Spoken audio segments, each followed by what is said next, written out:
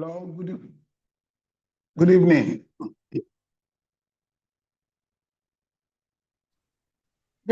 sir. Hello, good evening, Prof. Good evening, sir. Good evening, sir. Okay, thank you. So we can start. Yesterday we started this course. This course is on research methodology. It's a course that you're going to use what you have been, the competencies learned to carry out your research project. Yesterday we said, of course, that the research project is a 6-unit course. So if you do very well in the research project, it will significantly improve the grade of your degree. And and apart from that, now this course is also a course of its own, And as yesterday we said that we are going to spread the teaching of this course across over several months, because we want to just teach you very close to when you use that competence. And for this for this year, we are concentrating on on teaching you how to select a very good research project topic. And then we also talked about teach you how to carry out your proposal presentation. Yesterday we started with how to choose your project, and we talked about the various steps involved. That one of which is that for you to carry out the project, you must have the right mental disposition. Must have the right mental disposition. And, yes, must have the right mental disposition. Being ready to question everything, not what you have been told by experts or men of God. You are expected to question everything. Okay, and then we also gave you tips on how to go about choosing your research topic. And we said that the first thing is that your research topic must be relevant to your course of study. Your research topic must be relevant to your course of study. And then we talked about, of course, that those of you in MPH, you have a large latitude, because MPH has to do with the whole of public health, and public health is broad. Public health is everything that is done to ensure the health of the public. So all the subspecialties of public health, you can get your topic, you can choose your topic from any of the subspecialties of public health. And then we said those of us in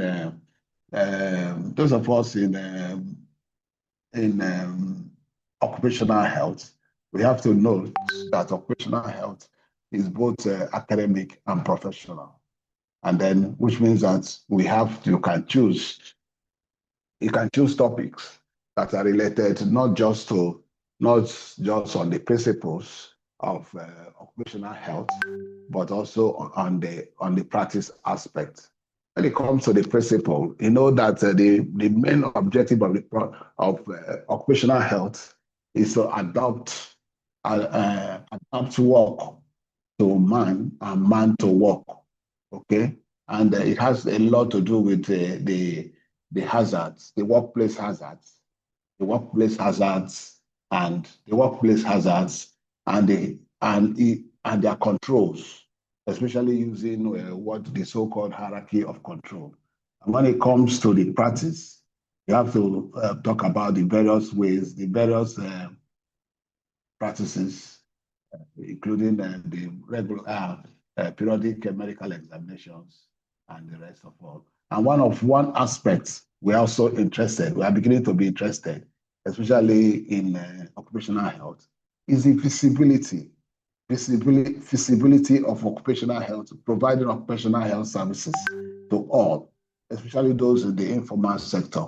And the formal sector is well established, But in the informal sector, we can, one can even decide to carry out research on how to provide occupational health services to those in the informal sector. Okay, so remember, considering the fact that occupational health is supposed to be for all, occupational health is supposed to be for all. If we remember what was said during the primary health care, definition of primary health care, that primary health care is supposed to bring health services to as close as possible to where people work. Okay, so we have a lot of topics to choose from. Okay, and then the other one we said that you have to leverage on your background. You have to leverage on your background, especially those of us in public in MPH. And we have been admitted using different. We are of different backgrounds. Some of us are in the health sciences. Some of us are in basic science. Some of us are even in arts and humanities. But we have said that everything, whatever you do, whatever your background, you can still apply it to public health. They are still relevant to public health. They are still relevant to public health. So we want you to leverage on that. Leverage on that in carrying out in choosing your topic. Remember, we said that even in pharmacists, those of us that are, if you are a pharmacist, you can just look at, think towards drugs, especially essential medicines or rational drug use, especially the rational use of antibiotics and so forth, Okay, so we have, and of course, the unregulated use of drugs, including antibiotics by even patent medicine dealers. We can look at various topics.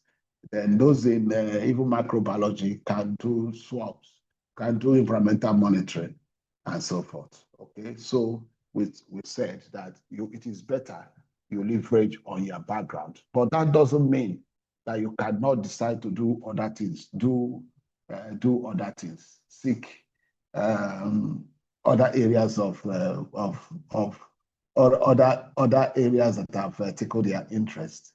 But you know that if you are going outside their first degree, the area of competence, you have to read. And we have said that it is easier now to read because we have a lot of good materials in the internet, even in videos. So you can get all those things. You can get the necessary information. Okay. And then the other thing that we have to consider is actually the resources to do the study. And we said time is at a premium, especially when it comes to this master's degree. We don't have a lot of time. Master's degree, we don't have a lot of time. And that's why we encourage students to do short gestation topic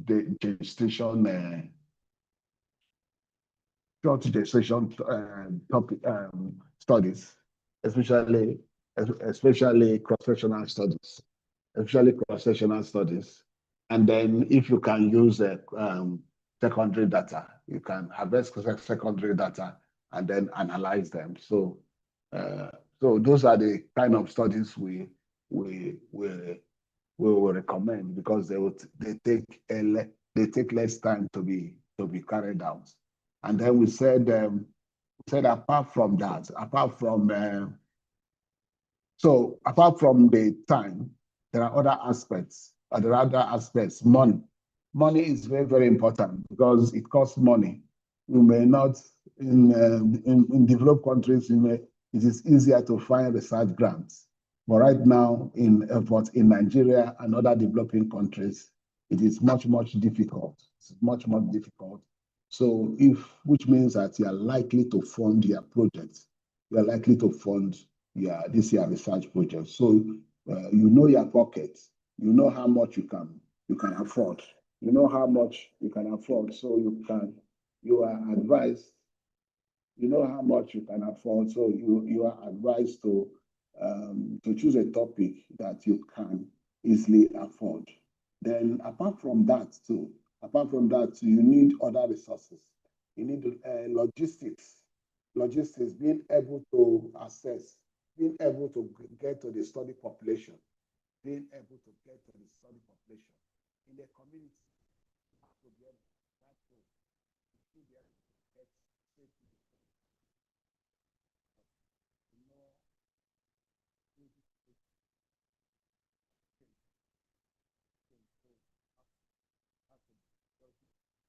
Can't hear anything again, no. Security conscious. You have to be security conscious. We have to be security conscious, and then we have to be security conscious. So when getting into the community, so you have to be very, very careful in the choice of your study community to ensure that the community, to ensure that you can safely get into the community and carry out the study. And then we talked about that even if it is in the hospital-based, health facility-based studies, that you have to still get the permission of the management of the hospitals before you can assess their patients. And we say that in recent times, a lot of the hospitals are insisting that you pass through the ethics committee, ethical review committees of their hospitals, and some will even ask you to pay some money. So, and we advise that you should change your study area, study population at the earliest sign of problem, because you really don't have a lot of time to waste. Then we talked about assessment tools. There are certain studies that will require that you. There are certain studies that you require that requires that you do some testing, especially studies in occupational health. You will be expected to measure. If you are studying noise, you are expected to measure the noise, probably using a noise level meter. If your study is air quality, you are expected to measure the air quality using air quality meter. If you are doing water analysis, water quality studies, it is expected that you even you take the water sample and analyze them. Okay, so all those things require. You may not need to buy the equipment, but you can hire the equipment and then also pay for the person that will do that will use the equipment on your behalf. So all those things also require money. And then we also talked about even the statistical analysis. You are going to carry out statistical analysis for your study. So you have to, this is very, very, very, very important, because we'll expect you to carry out at least cross tabulations by variance analysis. So which means that it's either you get a data analyst or you learn how to analyze the data. And we said, if you don't have money, you can learn. And because if you learn, you can, it is a skill that can pay, that can pay. So it is also, so you can actually use this opportunity to learn how to use the common statistical packages. Okay, so so that is that. Then we talked about how do you choose your topic? How do you choose your topic? We gave you examples, okay, that you can choose your topics from an old old research. You can do it in another population. You can use another methodology. You can use it. You can do it. You can do it if it has if the methodology has also changed. So you have 4 ways. You can choose your topics. Anyway, let me also say that you can choose a completely fresh topic, a topic that has not been done before, and not been done before. Okay, at least probably in Nigeria, in Nigeria, or yes, you are part of Nigeria, but not in your hometown, though. Not not it is not justifiable to say that the study has not been done in your hometown before, and therefore it is justified. No, because your hometown is probably a rural community or an urban community, which is which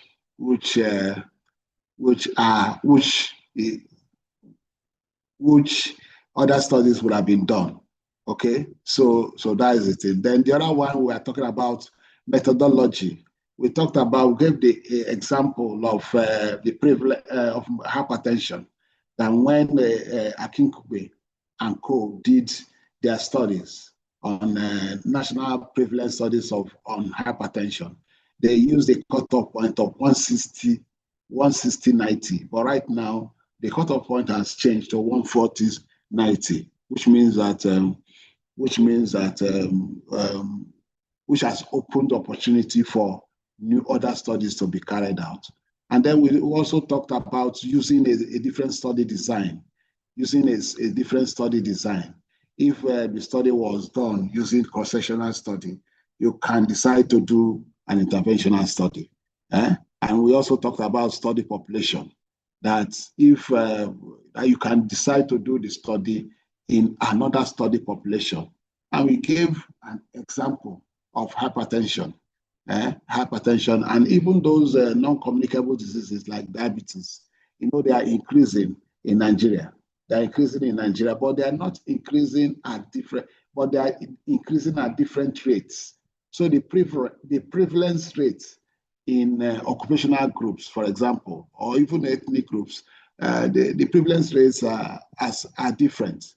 And I said yesterday that I've also done a couple of studies on hypertension, and we have recorded different prevalence rates. And we have also this different population. I can also say that because of that, more than one student can actually do the study, can actually do the same study, the same study, but they must be in different study population.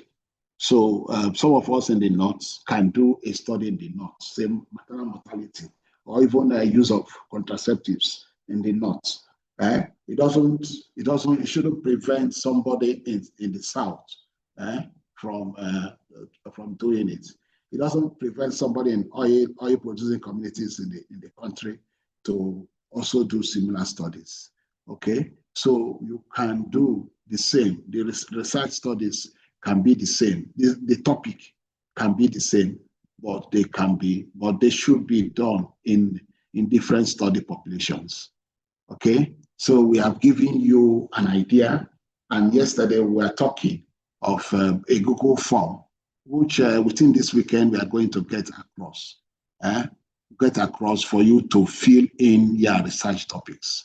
And we are begging that you should be able to fill it in within the next 1 week, maximum 10 days, because we want to move forward. We want to conclude the process. We want to make sure that the research topics are approved before the end of the year, so that you can have your supervisors assigned to you. So that by the last week of January, first week of February, you will be expected to present your proposal. Okay, so that's that's the recap of yesterday's lecture. Have I confused anybody, or do I need to add? Is there any question or any comment on that, on what we did yesterday, before we go into this other one, the lecture for today, which is assigned supervision? Do we have any comments, any question on that? Okay, Philip. Hello, Philip. Prof, good evening, sir. Thank you very much for your lectures. Yeah. It's curious. You said we can carry out research on a topic that has never been done before. I am just wondering, for literature review, what are you going to write in your literature review? Because normally you review literature that have been done on a topic that's related to what you are doing. What if it's a fresh topic? How will we go about the literature review? No. Because literature review has actually 3 components. It has the theoretical. Whatever you do, a lot of the things we do can be based on theory. There are some theoretical, for example, what we call the CAP study. CAP study is knowledge, attitude, and practice. They used to say that, and I think we did that course on behavioral change. That behavior, before you practice something, you will know about something, or you know about that thing, and that with knowledge comes with the attitude will now change before they practice.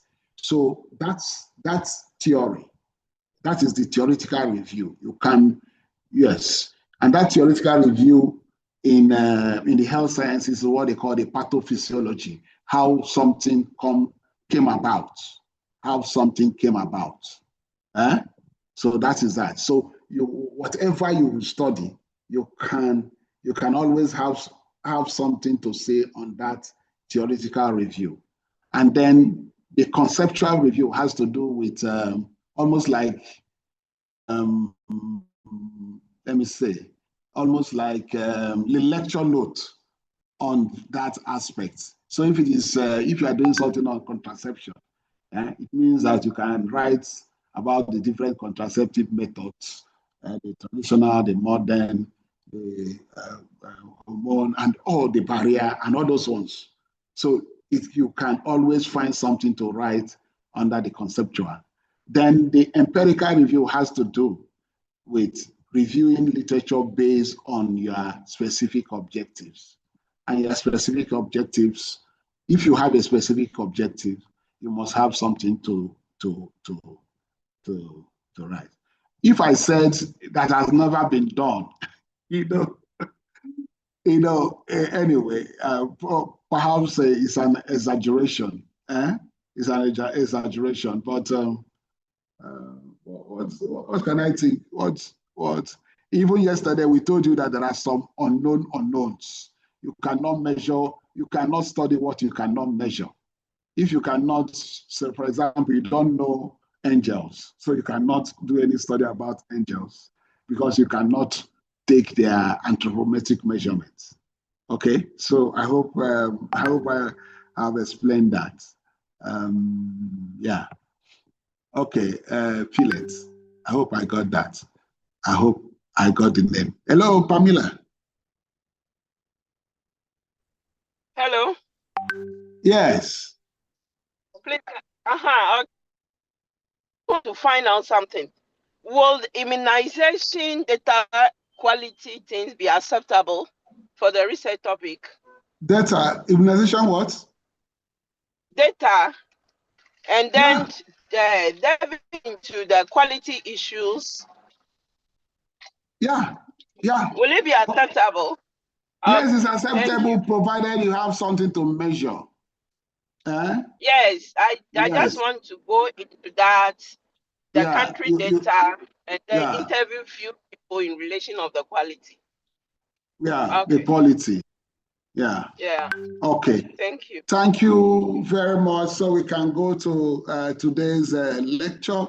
Actually, is going to be okay. Edwina, Hello, Edwina. Madam. Good evening, sir. Good evening, ma'am. Sir, good evening.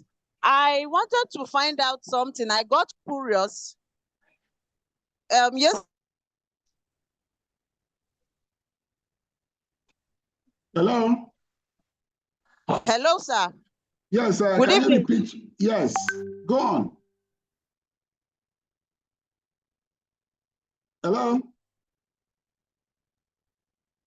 About the backgrounds, the different backgrounds we should leverage on our backgrounds. Yes. Yesterday, you said even those who are in the humanities and the arts who happen to have gotten the MPH admission can leverage on their backgrounds. I became worried. Supervisors and external examiners are going to be people who are all MPH consultants and others who are in the sciences. How will this set of people be assessed? No, the thing there is that whatever you do, you have to adapt it to public health. I'll give an instance. I got an entomologist to co-supervise a student. And when we are talking about mosquito activity, we have our own way. That's why, anyway, we are coming to assigned supervision. We have our own way of assessing it. It has to do with harm. It has to do with mosquito bites. How people feel about mosquito bites. But the entomologist started setting traps and catching mosquitoes and counting those mosquitoes, characterizing them. Okay, so that's why we will always have somebody with a public health background to be there so that you will not stray too far outside the public health. Yes. Sir, secondly, I wanted to also know the duration of our research work, since we are going to be carrying out different studies, different kinds of study designs, and our population that we'll be studying on, we are studying various populations. So the duration of the study, is it going to be baseline across board for everyone? No, should I say that it's a heavily race? Yes, sir. When you are true, if anytime you are true, we'll start the process of your final defense. All right, sir. Yes. All right. Thank you, sir. So thank you very much. So I can go now to this assigned supervision. It's going to be a brief one because you have so many. We have a lot of students, and we have to look for innovative ways of supervising your project. Last year, what we did was we encouraged students to go and look for supervisors, And I must tell you that the result of that experiment, the result wasn't pleasant because the quality of supervision or the quality of work has actually gone down because people went and chose their friends or chose people that are without the competence, people without the necessary competence, people in other areas without the necessary competence. So to prevent that, what we have decided is that we are going to share the class into post the class, post people into research groups, research teams we have formed. We have actually formed research supervision teams made up of several persons, but there is actually a lead, team lead. That team lead is most likely a professor who will be working with other persons, and then students will be posted to them, and they will be responsible for the supervision of the students. Everything that has to do with the project work will be handled by that supervision team. And that supervision team has different members. It has it has a team lead. It has other lecturers, and that admin assistant is paid by us. Is paid by us. The admin assistant is expected to have constant communication with students and help the students with a lot of the other things that are involved, like application for ethical clearance, shadowing for the extra lectures that the research team is likely to organize. Okay, so that is what we are going to do. And then, but we have not completely jettisoned that old method.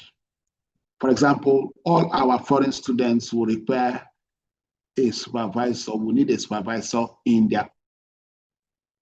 That is the rule. That is the rule. They will need a supervisor,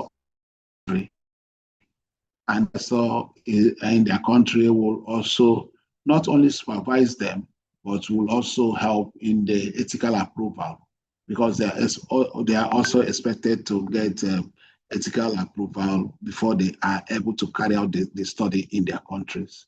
Okay, so, and we are also, although it will be handled by the supervision team that the student has been posted,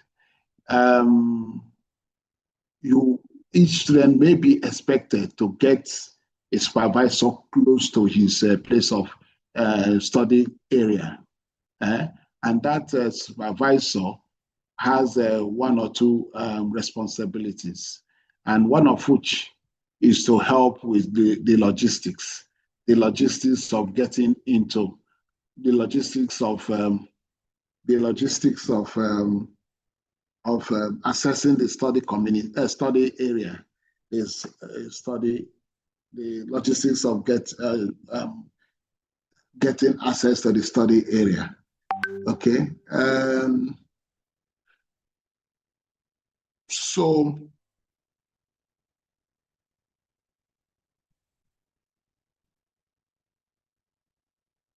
okay. So for this, how the supervision is going to take place is that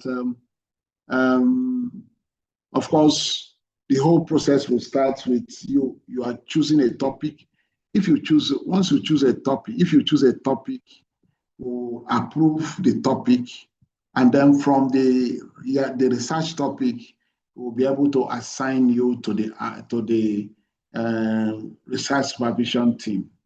Each research supervision team has its own area of competence. Each research supervision team has its own area of competence. So if you choose the team you'll be assigned to will be influenced by your research topic. Will be influenced by your research topic. So if you choose a topic that's related to child health, you are likely to be posted to a team that's made up of public health, a professor of public health, but also those in pediatrics. If you choose a topic that is related to maternal health, you will have a team that will also include those in obstetricians and gynecologists. If you choose a topic that is related to mental health, you'll be posted to a team that will also include mental health practitioners, and then and so forth, public health nutrition, and of course, in those of you in occupational medicine, we are also trying to. You also have a team that is made up of all the other specialists. In fact, we are also working. We'll also be collaborating with our colleagues, our engineering colleagues in the Center for Occupational Health and Safety. They will also be there.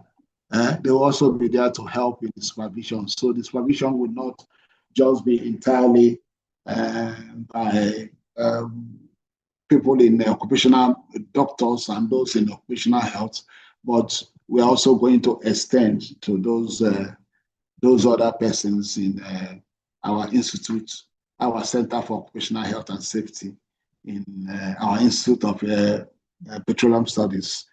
Okay, so that is that. So when you are posted with that posting, you'll be expected to this research methodology course is expected to give you the competence to do the things.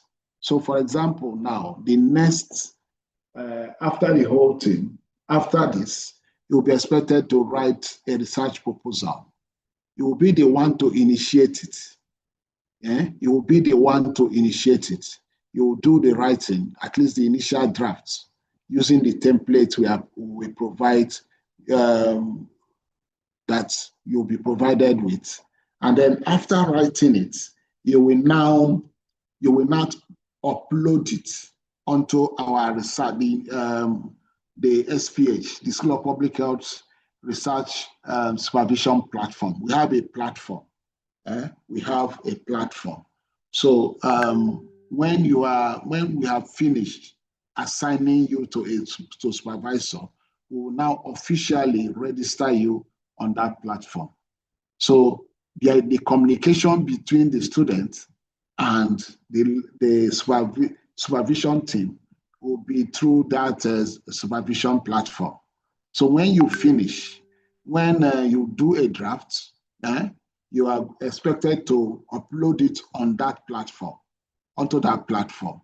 And once you upload on the platform, that platform has a capacity to send SMS and WhatsApp message and email to notify the team leader, the supervision team lead, that a student has uploaded something for their attention.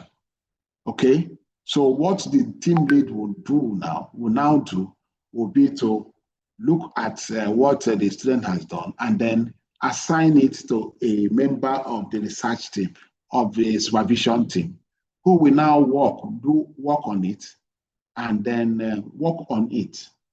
Usually, comments will be made, additions will be made, but those comments will be what they call the in-text comments. So if you have a Word document, you will be expected to send a Word document. And in that Word document, in-text comments are made. And in those in-text comments will tell you what to do and corrections to be made. Okay? Yes. And at the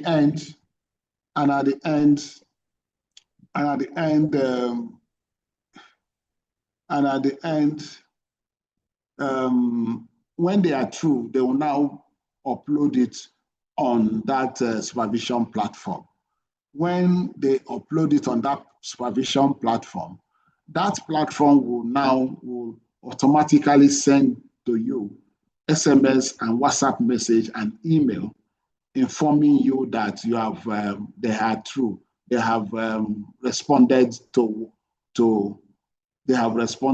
your work. Okay, they have responded to your work. Then you are expected not to view the document with your phone, because you're not going to see those comments. You'll be expected to open that document with a laptop or a computer, because it is only when you use a Microsoft software that you'll be able to see that comment. You look at that comment, make the necessary corrections, and then re-upload it on that platform. Okay, on that platform. So that is how it's going to be. We want as much as possible to reduce printing. You will not be expected to print a lot. Most of the communication will be electronic, so that you will save paper. So that you will save paper.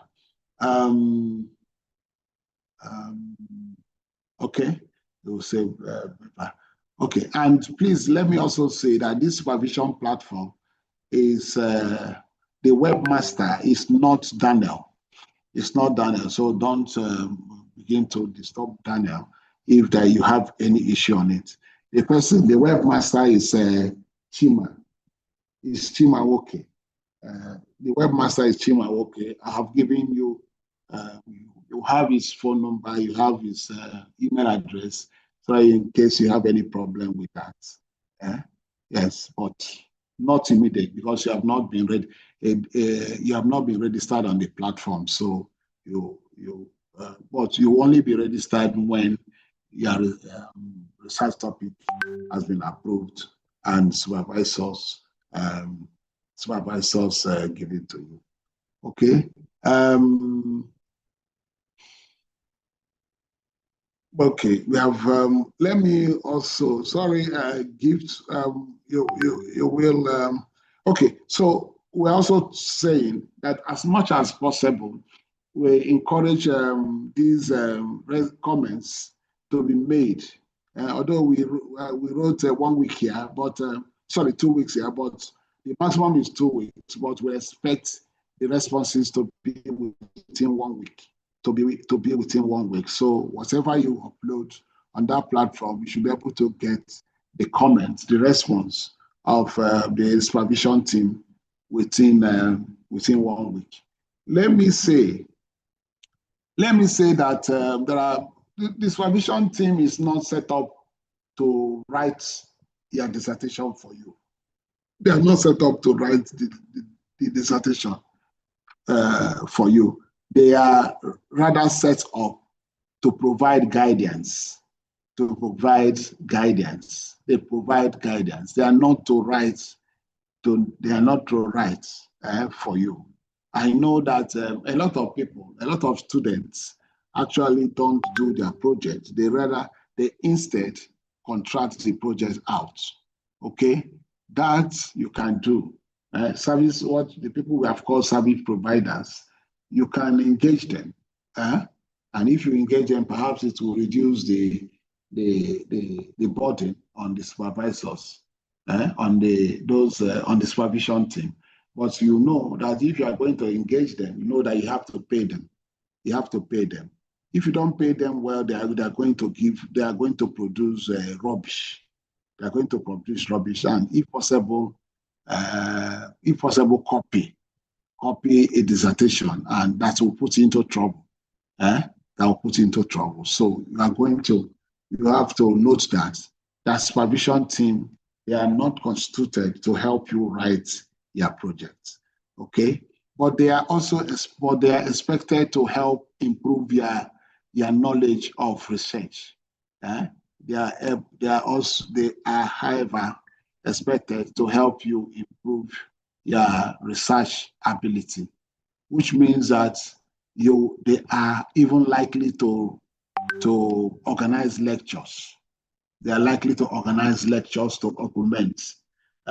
These lectures we are giving is just to set you on your way. When you have been assigned to this supervision team, it becomes their responsibility to train you, to attend to your every need. It becomes their responsibility to attend to their every need. Remember, we said that the processes involved in this research project. First of all, you choose a topic. The next one, you start to write a proposal, and the supervision team will help you in writing your proposal. of course, perfecting your proposal. You do the right thing, but they'll help you to perfect it. And then when you defend, when you proposal, they will be there to when you present your proposal. And after presenting your proposal, they will be there to help and design your study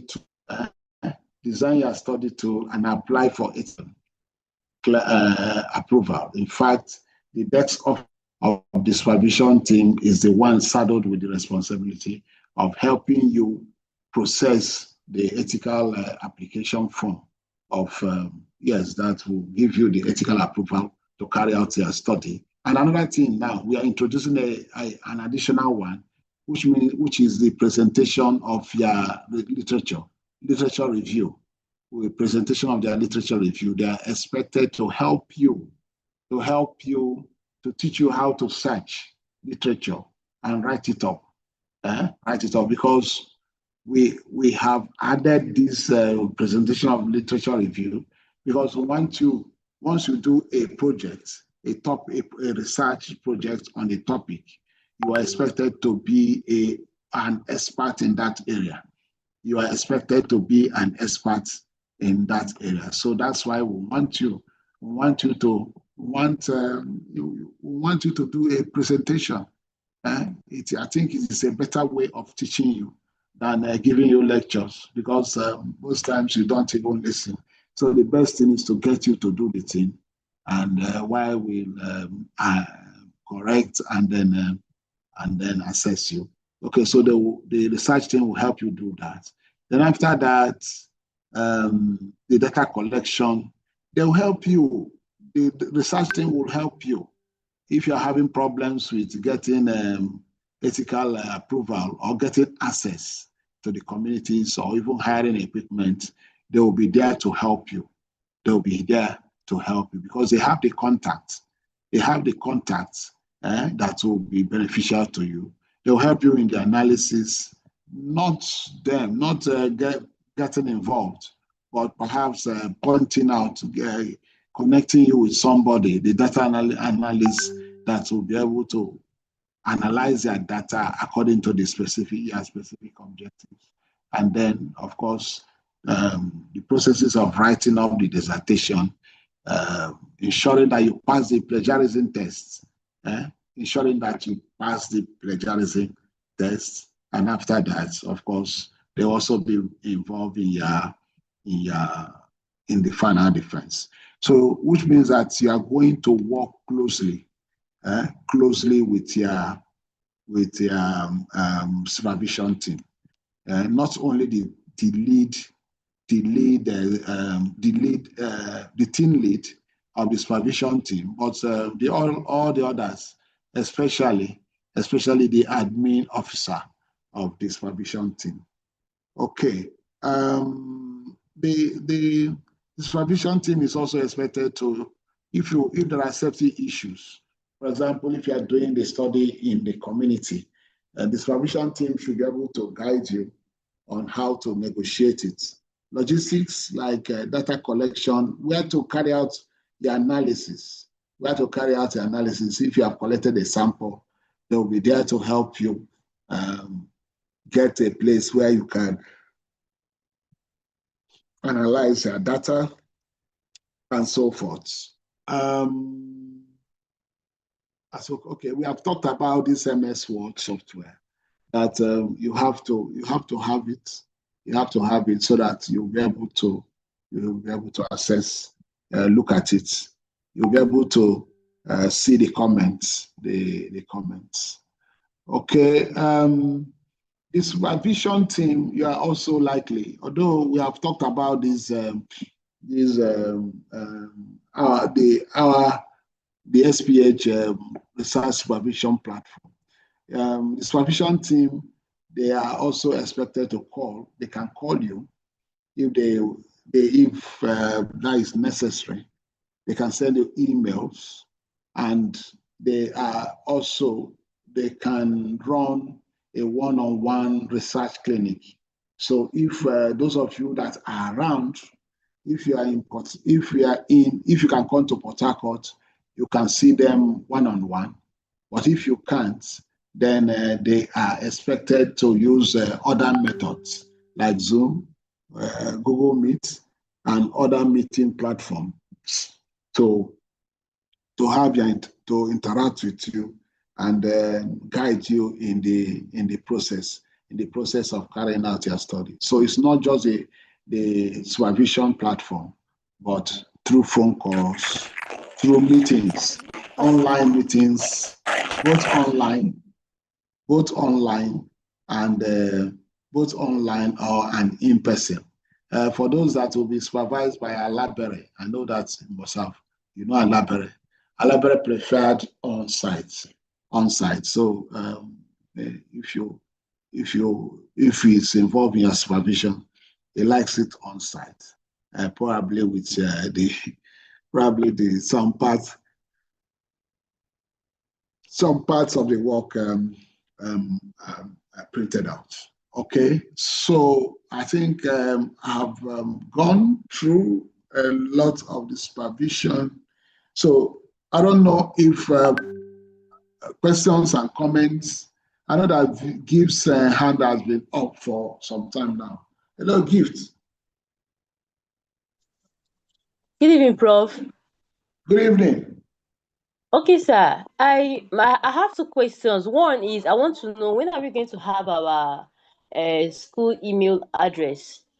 Then, secondly, this research team, when it comes to designing of your data collection tools and all that, is it going to be for free? Because to me, to the best of my knowledge, most of our lecturers, they don't have that patience and they don't really have that time to come and start putting you through doing this and doing all that. So all these things you just mentioned, are they going to take us all this for free? Yeah. Okay, let's start with the emails. With the emails we can get, in fact, we don't want, we have the capacity of giving everyone school emails. But we will want those that need it to indicate. Perhaps we'll also send across Google form for people to indicate interest on having the school email. So usually they will create it and put a password. The first time you log in, they will expect you to change the password. But we can easily do that. So because of the number, we don't want the thing to be wasted. So only those, if you need it, you will have to indicate interest, and perhaps we have to also, we will create a Google form that those who are interested can indicate. Okay, so the other thing that I have to say, okay, you are talking about the money. We are paying them. We are paying them. And as much as possible, we don't want money to, you are not expected to pay them. The school will pay them. In fact, we pay them every month. Every month, we pay each of the supervision team every month, and with extra for the admin staff. And then at the end of the day, upon the successful completion of your project, we're also going to pay. Boss. We also. Boss. Hello? At the end of the day, at the end of the supervision, we'll also pay for pay them for the supervision. So they are well remunerated. And as much as possible too, our supervisors are also seriously vetted. Those that are interested in imparting knowledge are recruited.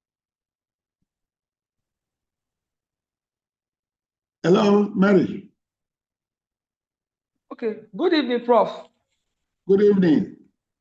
Sir, I wanted to find out if is there a library or a pool where we can have research topics that have been presented before, or other areas that have been researched on, so that we can have access and be able to look at them and be able to find out areas where we can do further research or something like that.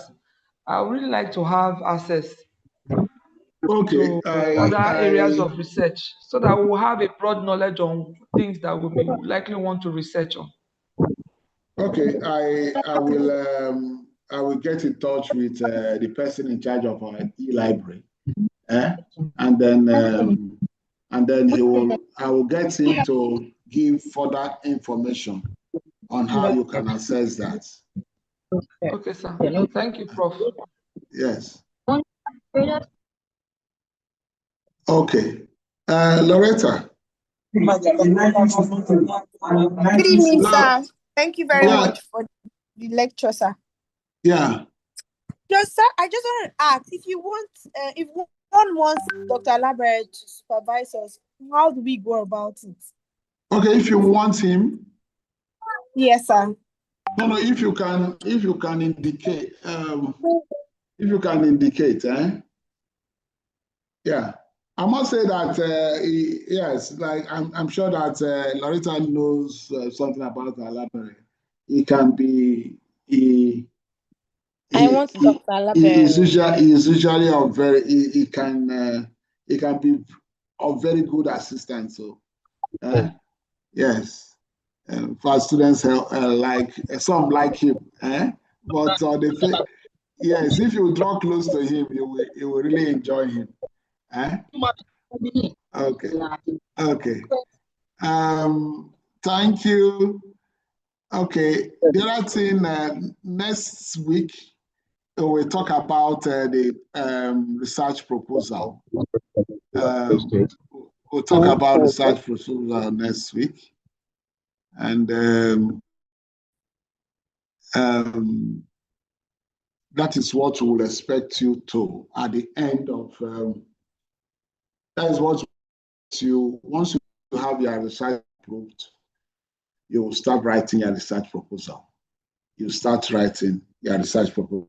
This, I think probably since I can probably use the next 30 minutes to just just briefly say it, although the next time, I think on Thursday, we'll have that research, the main lecture on research proposal.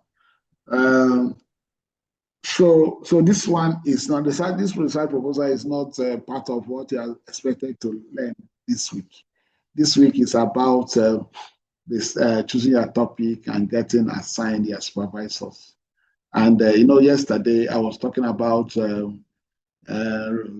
writing, answering about 10-20 questions, and around 6 p.m. Although I have to work out the logistics with the IT people. We want a station where at the end of every week of lectures, of studies for this course, you just write and just take a test. Or should we call it a quiz? Should we call it a quiz? 10-20 questions. Okay. Just to make sure that you are serious with it. The most important thing with this course is not to score high, but also but more importantly, but to know how to gain the competence to write here to your project. Okay. So the next thing is this research will come after you project the topic approved. After you have the topic approved, you'll be expected to send in to write a proposal. This proposal you will probably write up as a Word document, what you are going to share with your supervision team. But and the supervision team will now make corrections, make their input, and get it ready. Get it ready for you to present during the proposal presentation. And the proposal presentation is oral. It's an oral presentation. You will be the one to share your slide and talk and present their proposal and then you'll be presenting to a panel. You'll be presenting to a panel. And that panel, the panel is made up of members that are not necessarily part of your supervision team. So they are going to make their own input, make their own corrections, to make the work better. Because if you get the proposal wrong, then the whole thing is wrong.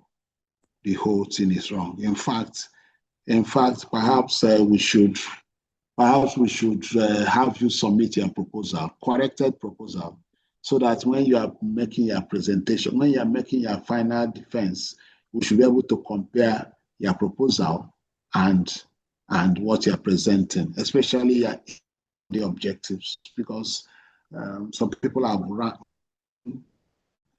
Anyway,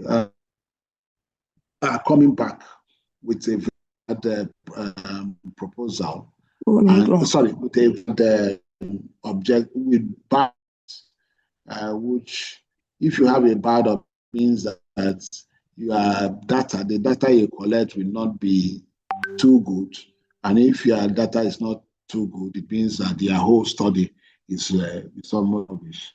So back to I'm just introducing this proposal because I think we have some time to spare, so I'm using it to introduce this research proposal. Hello, Emerald. Hello, madam. Good evening, Prof. Good evening. Hello. Good evening, Prof. Prof, I have a question. The proposal we are going to submit approval, is it for the master dissertation or seminar, research seminar?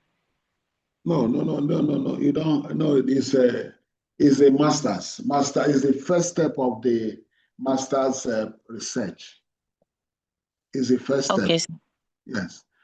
Yeah. Hello. Coffee. Yeah. Thank you. Thank you. So my question is around the school's AI policy. You know, with the wave and global move, we are used to do everything. So it is certain that definitely we are going to use AI to do some of these things. So that brings me to the question: does the school have their AI policy so that we know where we are going wrong and where we are? Yeah, you will at the end of your dissertation, before you be allowed to have your final defense, you'll be expected to have you'll be expected to pass the plagiarism test. And part of the plagiarism test is the test for AI assistance. AI assistance. But I must tell you that it is difficult to write anything without AI. Yeah. It is very difficult. Okay. But when the AI can give you an idea, and but you have to paraphrase it and of course put it in a context. For example, if you are writing your dissertation with AI, they are going to the dissertation will be written using the template of the template it has been programmed with.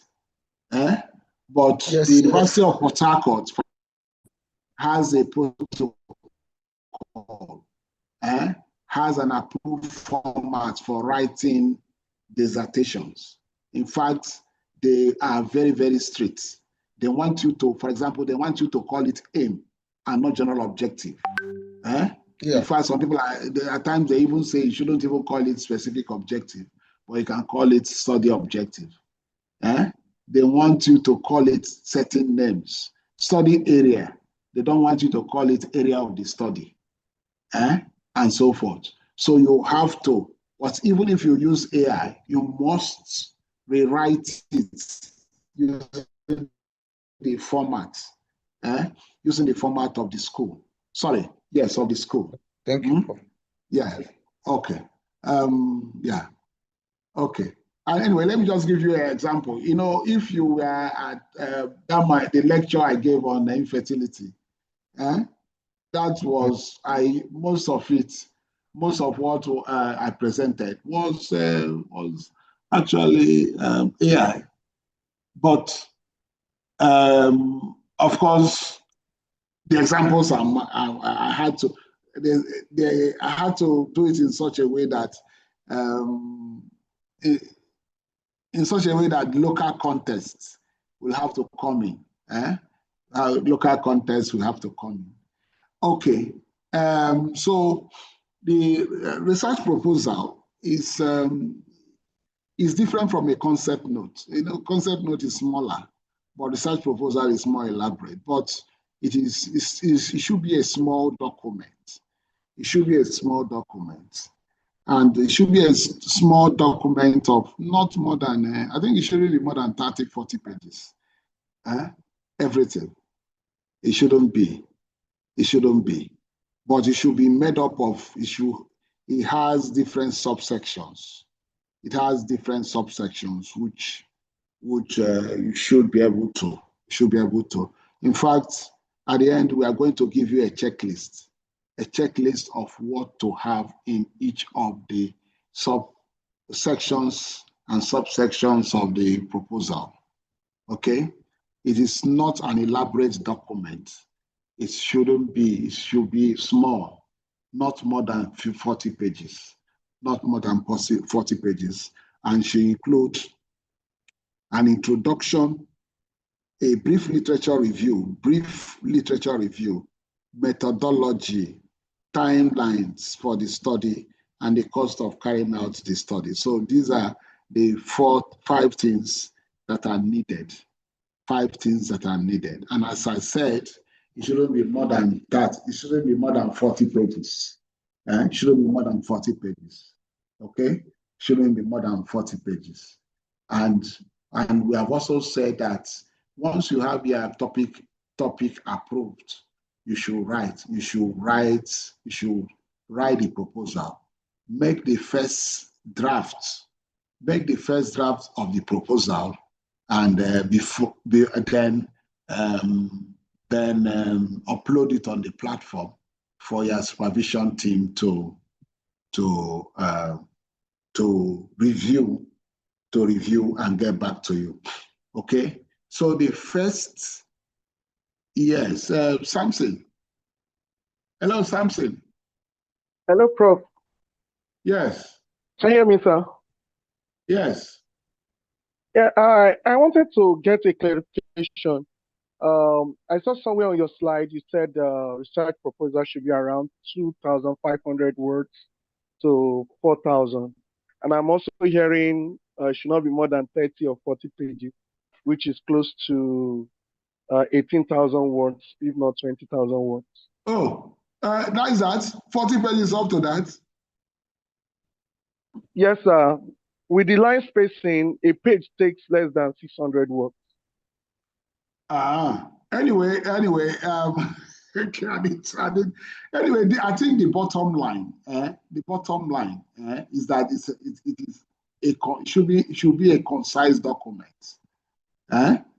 Should be a concise document, and if possible, we are even saying that we should even produce a checklist so that the most important aspects are included, and nothing more.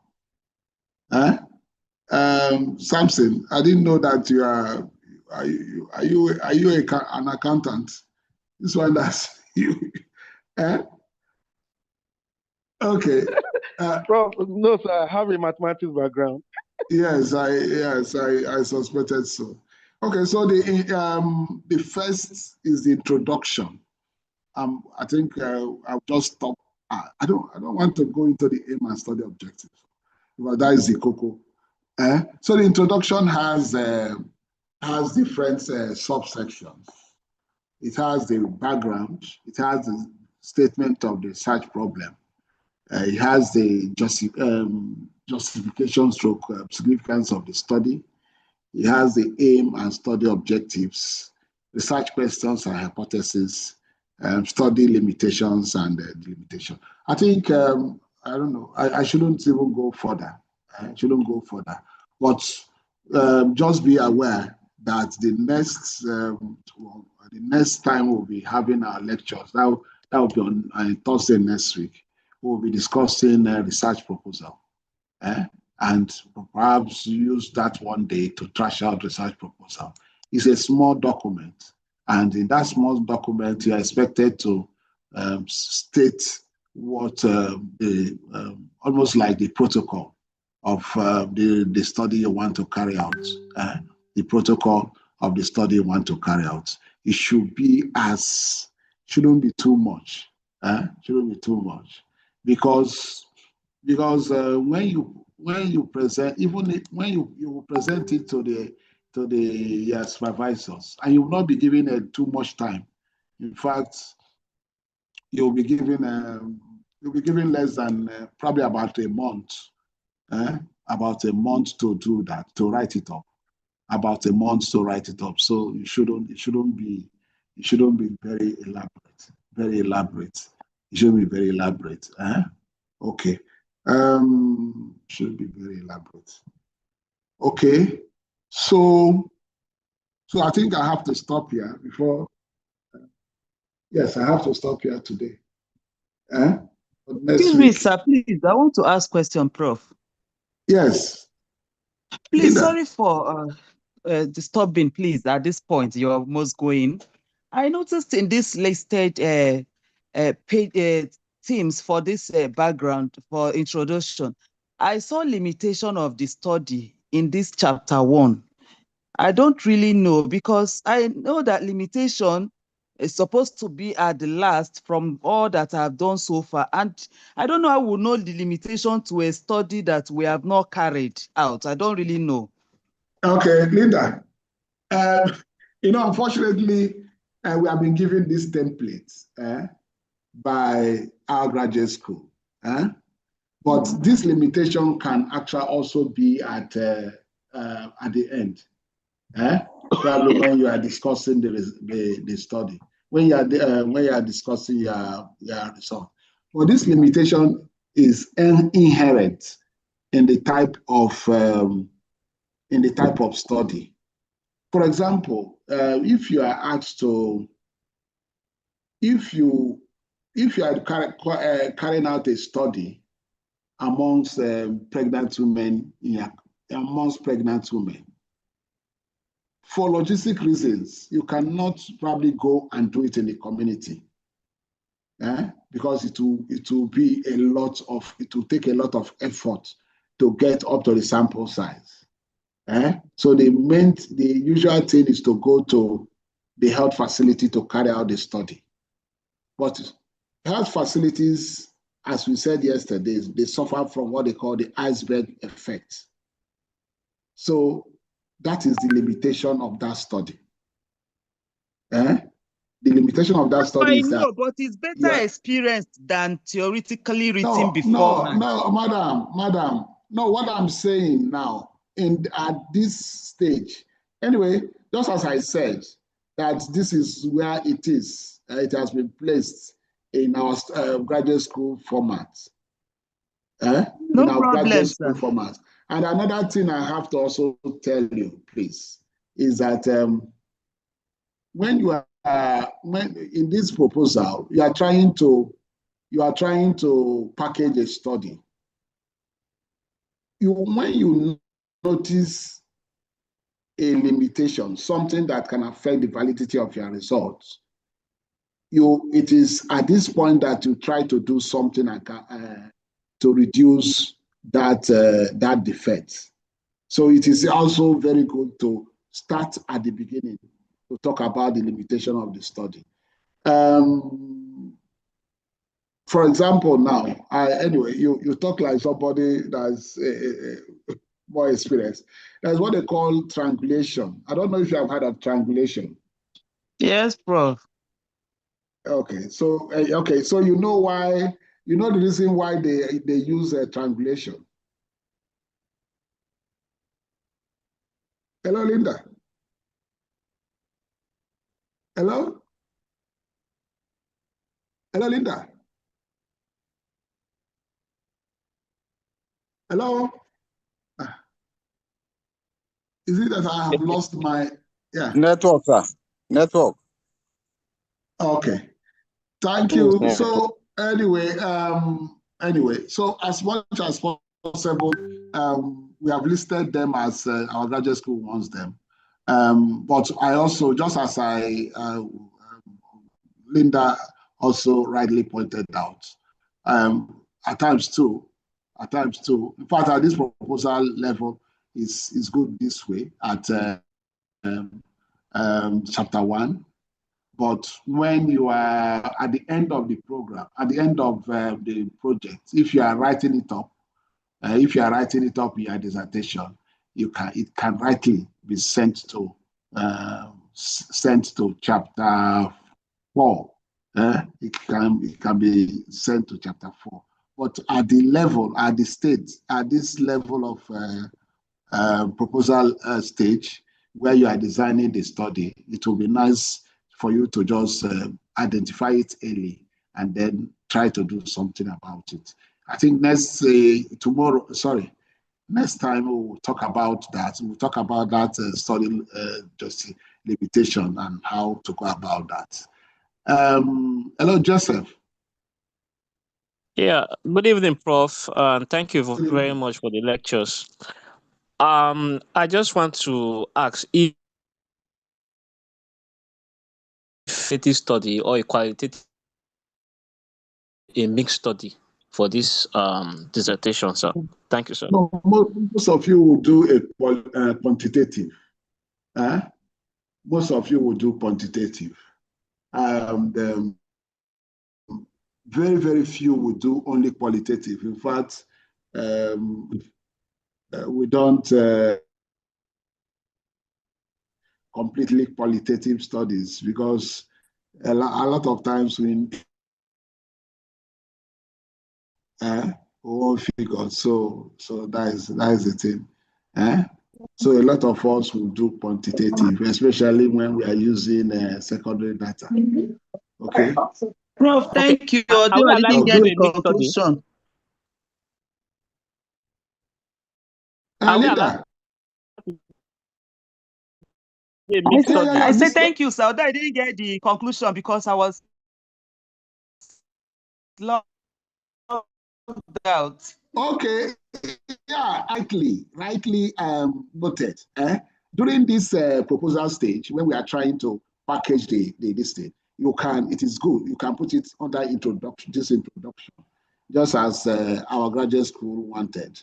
But all right, sir. So after you have finished, when you are writing your dissertation, you can now put it at the end. All right, sir. Yes, you can now put it out there because even when you are discussing your findings, you are expected to even bring out some of those limitations to explain some of your findings. Yeah. Thank you, sir. Yes, like if you are doing a study on malaria, you are using hospital data. A lot of the malaria cases in Nigeria were diagnosed using clinical diagnosis. They are not often backed up with laboratories. So you can, if you are using hospital data, you have to note that as a likely limitation. Okay, so Linda, well done. Well Thank done. you, sir. Okay. Hello, Grace. Yeah. Hello, Prof. Good evening. Yeah, good evening. Thank you. So my question is similar to what the last person asked, but I wanted to confirm, in a case where you're doing a mixed method research, right? For the quantitative data, is it allowed to use a secondary data, but then your qualitative, you are getting it like afresh, like a primary research? Yeah, you can. Especially if you are interviewing the keeper of the custodian of the data to add more context, to provide context. Okay. Yes. And then well, the other one, the qualitative, the one they call sequential and concurrent. Yes, sequential is you first of all do the quantitative, and then the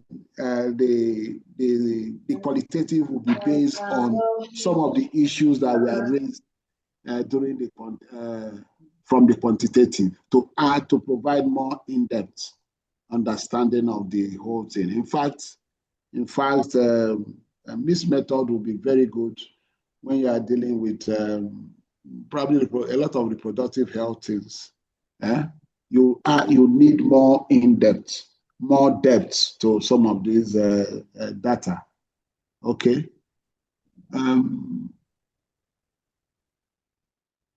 Hello, Madam Emerald. Is it an old hand or new one? New one, sir. New one, sir. Okay. Please, I want to appeal if we'll be given the standard format for writing the project properly. Yeah. We will give you, but you know that that is several months ahead. But we are going to give you, even when we are, yes, we are going to give you. We are going to give you. Yes. Yeah. Okay. Thank you very much. I think we are going to stop here today. Next week we will do the proposal. Proposal presentation, and then possibly we'll be able to work it out almost like a checklist, so that for each of the section and the subsections, you should be able to know what to write. In fact, that is the most important thing: what to write. Each of the sections has what is expected of it. What is expected of it, and we are going to do a checklist, give you a checklist that will enable you to do that. Thank you very much, and I think we have to end for this week and to reconvene next week. The thing is, most of the hard work we are through with most of the hard work. I haven't finished the third course, the specialist courses. So you notice that we are now beginning to take it easy. We are now beginning to take it easy. Okay. Thank you very much, and have the best of the rest of the. Thank you, Prof. Thank you, sir. Good night.